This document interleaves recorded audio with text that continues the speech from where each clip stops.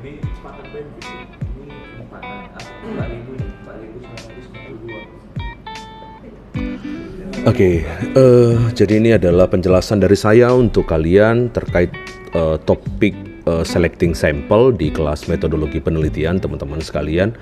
Nah, di materi yang selecting sample ini nanti kita akan bisa memahami apa strategi atau langkah yang harus diambil oleh seorang peneliti ketika dia menentukan sebuah objek dari penelitiannya, ya, dan bagaimana nantinya proses pengambilan objek dalam bentuk sampel dan teknikalnya bagaimana juga nanti ke dalam implementasinya di riset terapan, ya, atau yang riset yang sifatnya implementatif seperti itu teman-teman sekalian. Baik. Nah, tujuan pembelajarannya kita di sini nantinya itu adalah yang pertama, nanti kalian akan bisa memahami bagaimana apa yang menjadi dasar dan apa pentingnya kita menetapkan suatu sampel di dalam penelitian bisnis dan manajemen. Lalu kemudian nanti kita akan coba memahami tentang tingkatan probabilitas dan non probabilitas sebagai suatu teknik di dalam penentuan sampel. Dan yang ketiga itu bagaimana cara atau teknik pengambilan sampel yang sesuai tergantung kepada skenario penelitian atau desain penelitian yang ingin kalian lakukan. Lalu bicara tentang teknik sampling, mengukur dan menilai bagaimana sampel yang representatif. Tetapi di sini nanti ada isunya lebih kepada desain riset implementatifnya kalian atau riset terapannya kalian. Dan kemudian memahami tentang bagaimana menerapkan pemahamannya kalian, skillsnya kalian, dan juga kemampuan kalian ke dalam proses pengambilan sampel dan menghubungkannya dengan proyek risetnya kalian sendiri. Seperti itu teman-teman sekalian. Nah,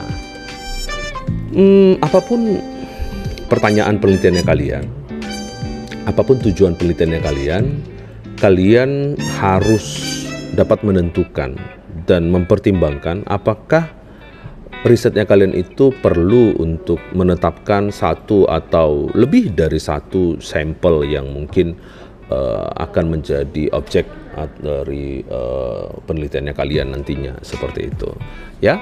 Nah, bagaimana akhirnya kemudian pemahaman tadi itu akan membuka atau dasar kalimat tadi itu akan membuka pemahaman kalian tentang apa itu yang kita sebut sebagai sensus, dan kemudian ada sampel dan ada juga case atau elemen. Nah, sensus itu pada dasarnya adalah semua objek yang ada di dalam lingkungan risetnya kalian atau lingkungan penelitiannya kalian. Ketika kita sebut sensus, apabila misalnya tujuan risetnya atau objek risetnya itu adalah para akuntan, maka ketika kita sebut sensus itu adalah semua data yang terkait dengan para akuntan. Sedangkan sampel itu adalah keterwakilan dari populasi, ya. Sensus tadi kan populasi, ya, keterwakilan dari populasi yang nantinya keterwakilan tersebut yang akan menjadi dasar untuk generalisasi dari hasil penelitian atau objek riset yang kalian lakukan, seperti itu.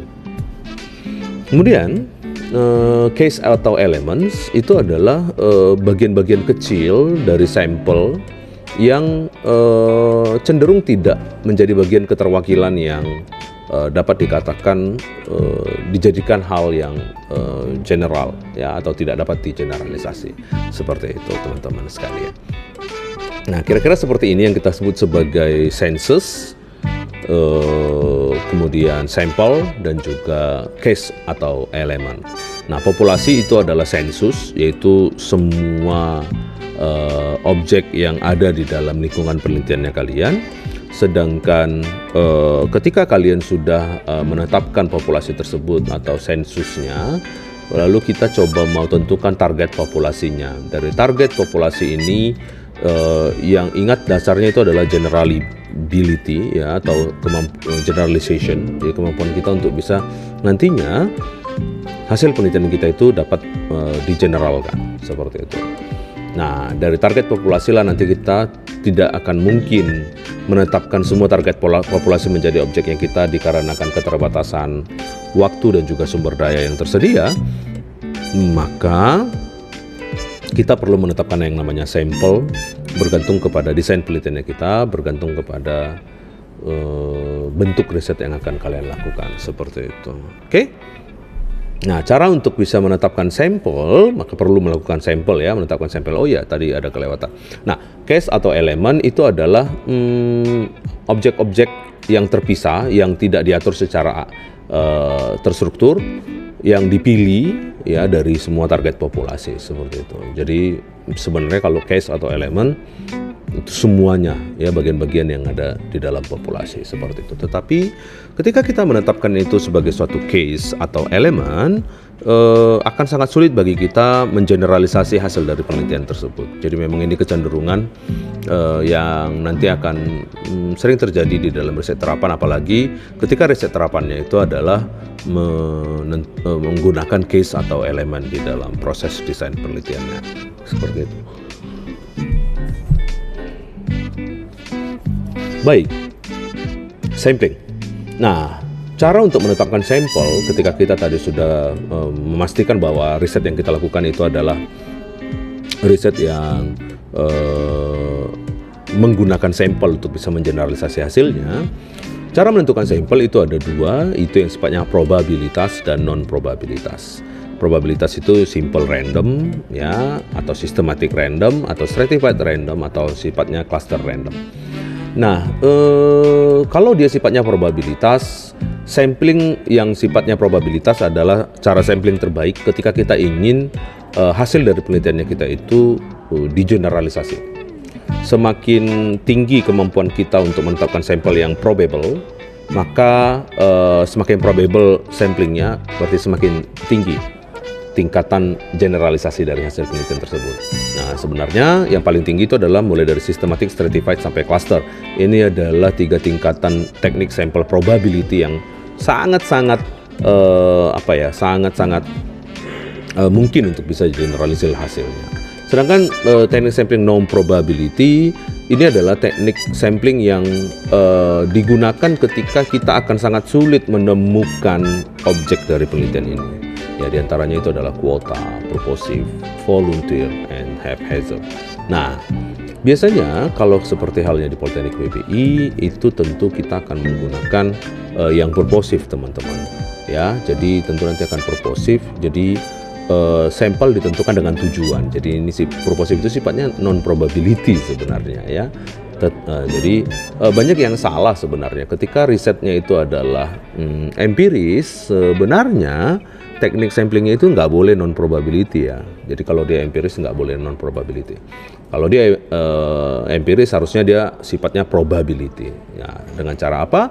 Systematic random ataukah stratified random. Nah, itu yang mungkin nanti akan banyak salah di dalam pemahamannya seperti itu. Nah, di kita itu akan saya to the point aja. Jadi di Politeknik WBI mungkin kita akan menggunakan lebih sering itu menggunakan purposive, yaitu mulai dari jenisnya itu extreme case, heterogeneous, homogeneous, typical case. Jadi yang banyak yang typical case nih sepertinya di kita. Lalu ada critical case, atau politically important yang sifatnya politik. Ada opportunistic sampai theoretical. Theoretical ini diatur oleh teori. Nah, jadi tentu kita akan lebih sering menggunakan yang namanya typical case dan opportunistic kalau kita riset di Politeknik WBI. Kenapa? Karena risetnya kita sudah harus berbasis terapan, kita juga harus berbasis luaran. Maka objek risetnya kita itu cenderung akan sulit ditemukan, akan sulit jangkauannya kita kepada mereka. Maka ini perlu kalian pertimbangkan dengan baik nantinya. Seperti itu teman-teman sekalian. Ya. Nah, bagaimana menentukannya? Ini adalah polanya. Di sini ada polanya. Itu mungkin kita mulai dari sini. Bagaimana menentukannya? Nah, apakah data dapat dikumpulkan dari semua target populasi? Jadi kalau memang populasinya kita bisa dapat kita raih, kamu nggak perlu sampling. Ya, apalagi kalau populasinya sangat kecil misalnya seperti itu. Tapi kalau kita nggak bisa dapatkan semuanya itu dari populasinya kita, apakah ada bingkai-bingkai dari sampel yang mungkin ada? Kalau ada, ya berarti kita harus bisa menggunakan statistical inferences untuk bisa menentukan sampelnya kita. Tapi kalau tidak bisa, pakai non probability. Ya, jadi pakai non probability. Nah, jadi saya nggak akan jelaskan probability, tapi saya akan jelaskan yang non probability saja, teman-teman. Jadi kalau kita menggunakan yang non probability, kita akan masuk ke sini, ya. Jadi kalau kita nggak bisa menggunakan probability, maka kita akan masuk ke non probability. Nah, non probability kita akan bisa sering gunakan itu yang nanti yang ini, teman-teman, ya, yang typical case, ya. Nah, sehingga kita harus ilustratif, ya, dan reveal, mengungkapkan sesuatu, yaitu sifatnya opportunistic seperti itu, ya. Nah, jadi atau malah kita menggunakan convenience sampling. Kalau kita nggak sama sekali nggak bisa dapatkan, maka kita menggunakan convenience sampling yang tadi di sini yang haphazard, ya, yang convenience sampling. Jadi dua itu nanti, purposive, yang typical case dan opportunistic, serta yang convenience sampling, karena jangkauan kita untuk keseluruhan populasi itu akan sangat terbatas, apalagi kita sifatnya berbasis luaran, maka kita akan jauh lebih sering menggunakan sampling yang sifatnya convenience atau juga purposive, yang typical case atau opportunistic, seperti itu, teman-teman sekalian, ya. Nah, itu. Oke. Kita lanjutkan. Nah, jadi itu, teman-teman, yang paling penting sebenarnya di teknik sampling, nggak panjang, yang bisa saya jelaskan di bagian ini. Mudah-mudahan bisa nanti memberikan kemudahan bagi kalian di dalam menentukan desain penelitiannya kalian. See you on the next chapter. Bye.